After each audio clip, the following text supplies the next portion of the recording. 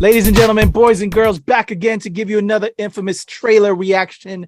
I have some sand in my eyes because we are about to check out the Sandman coming to Netflix. Okay. Yes, sir. I got Webster Style. I got Brian Saff. Webster Style knows all about this. He's a DC head. So here we go. And Vertigo. Was it Vertigo or DC? Yeah, Vertigo. Okay. Yeah, I didn't. Let's put Vertigo on the map. I'm about to get canceled. I was very aware of these books. Okay. I know Gaiman. I know how popular they are. Yes. But I think it was also due to that, and because they were just very emo. I'm like, man, I don't know if I need to get all that. I'm already emo as it is. So. I will tell you this. I'm not one of those people that read Sandman like that. I only ever bought one issue of Sandman, and that was a special where they retold the story of Persephone, and I forget the dude, as far as him having to go into the depths of Hades to get her back and everything. You can't look back. So there was like, they took that Greek myth and wrapped it up in the Sandman world. That's like the only issue I'm familiar, but I've just never actually read anything outside of that. Okay, so I don't feel alone. No, not at all. Because everybody read these books, like Death, The High Cost of Living, because Death became such a very popular character.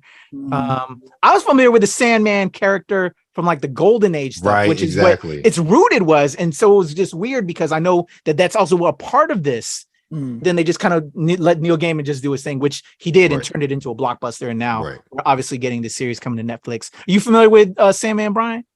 A little bit, mostly just because there's like different iterations of Sandman. And so that I understand what I'm watching, I have to learn about each of them to kind of differentiate between the two.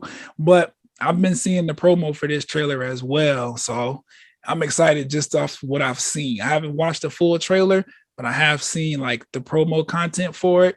I think I'm going to be checking this one out. All right. Yeah, same. I'm intrigued. I never read the comic book. So let's see if it just grabs us as people that are just fans of like this kind of genre type material. Right. Let's check this out. The Sandman coming to Netflix.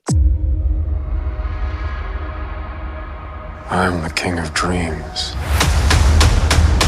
ruler of the nightmare realm.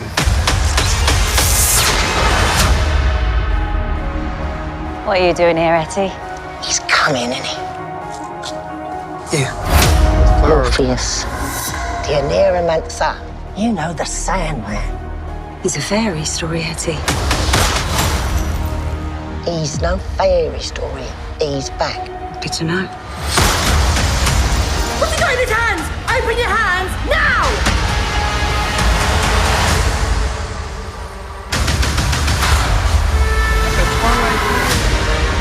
It looks like Forgive me, sire of the palace, the realm.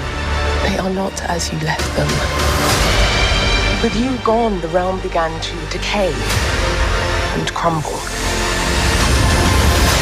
The dreams and nightmares no longer seem to recognize their master. I will remind them. He's free. He's out of his cage. Okay. Yep. August. All right. This looks super epic. It does. It really does. I hope Netflix doesn't cancel after the first season.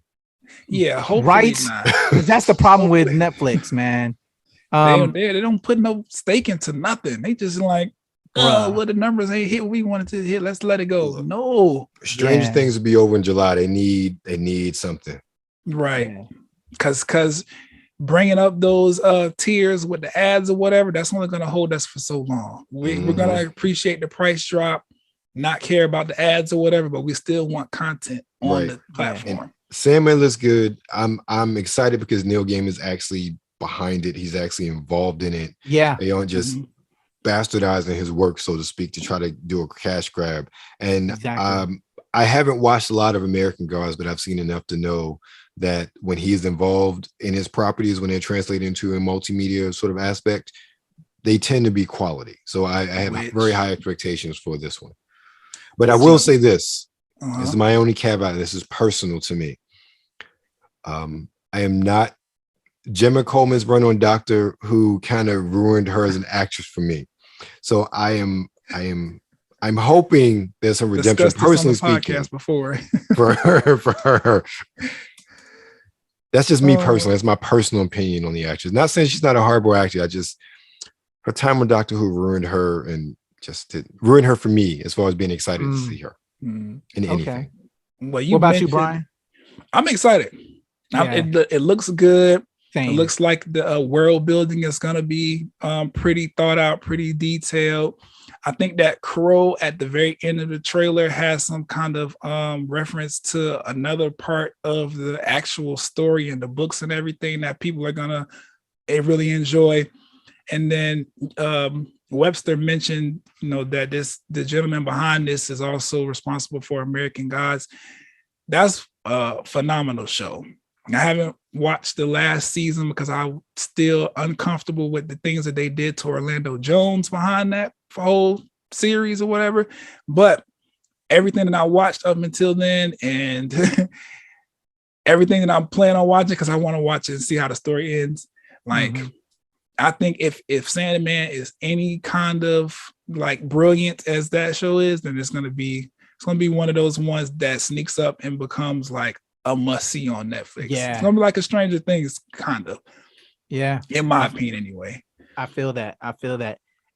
I echo all of those sentiments by both y'all, man. And again, I didn't really read, and I put myself out there because it's kind of taboo as a comics cat and been involved with comics as long as I have. Bro, you ain't watched that, Joe, or ain't read that, Joe? Like, nah, I kind of feel see everything a lot of different Can't ways. read everything, man. Yeah, exactly. There's only so much time. My biggest question, though, that coming out of that and seeing how beautiful that is, how amazing that is, loving that Neil Gaiman's involved, that cosign, because that's so important.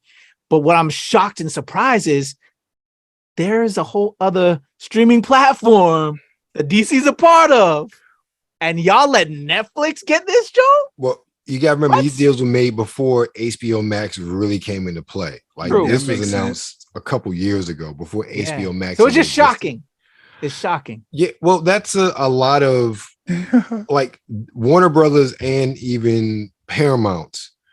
They've done a lot of the same things as far as their properties. They license out a lot of stuff before their own streaming platforms really took off and they put money behind them. You see the same thing with there's so many Nickelodeon property, like the last Embed, the live action series that's come out. It's come out on Netflix, not Paramount Plus, because they signed all those deals before Paramount Plus was really a thing. So same thing here with Sandman. So I get it, but it takes a long time for these shows to really gestate and then actually happen. Yeah. And streaming services seem to pop up like that. Yeah. So I see that in two different ways. My fear, because of Netflix notorious, attitude towards giving things additional seasons. That's what I'm in fear of. I think if it was over there, they might give it more time. Yeah, so those are just my little apprehensions with rights issues and stuff like that, man. But I'm hyped for this, man. Yeah, we saw what happened with the Marvel series. Right. And then on top of that, to further what you were saying, Webster, a lot of the Arrowverse stuff hit Netflix before they shoved it over on HBO Max as well. So I think DC just has a relationship with Netflix. And of course, because money is involved, contracts have been signed, they kind of still have to honor those things. So we'll see what happens, because if it does come to a point where, and this is just my opinion, this is what I think could happen, right?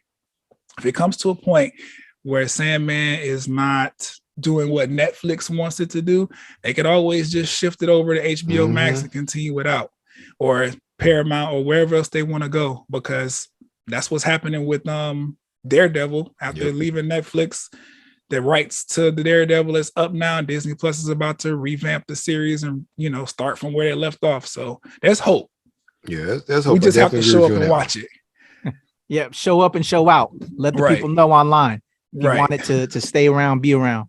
Exactly. All right, there we go. And for us, if you want to hit us up and want us to stay around, be around, let us know how we feel about Sandman. Hit on my man Brian Saff at this. Oh, damn it. This at on your favorite social media platforms, except for Facebook, because why? And then, listen to the podcast. I'm here. If you like to listen, stream it wherever you listen to podcasts. And then on Nerds Rule the World for the NRW checkpoint, Webster Style, wherever you at on the screen, as far as Cooley P is concerned. And that's where I'm at. All right, and Webster Style. You can find me, Webster Style, the man, the voice of fragrance, on Instagram and Twitter at Webster Style, on TikTok at _Webster Style, and anything and everything that is Webster Style can be found at websterstyle.com. There you go. Show the squad love. And for me, it's the Legend Kuya P on Twitter, TikTok, and IG. Of course, Show Pal Show, API Tour Heroes, and here with Brian and Webster Style at the NRW and at New Release Wednesday where Nerds Rule the World. Those are our feelings about Sandman. Let us know if you're checking it out as well on Netflix.